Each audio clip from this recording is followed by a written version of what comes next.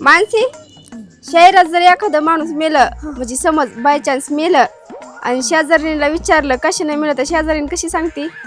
शहराकडची शेजारीण अशी सांगते, अहो त्याला झटका आला, काय त्याचं लिव्हर बिवर काय खराब झालं, त्याच्या मेंदूला काही बी झालं म्हणून त्याला झटका येऊन ती मेलं.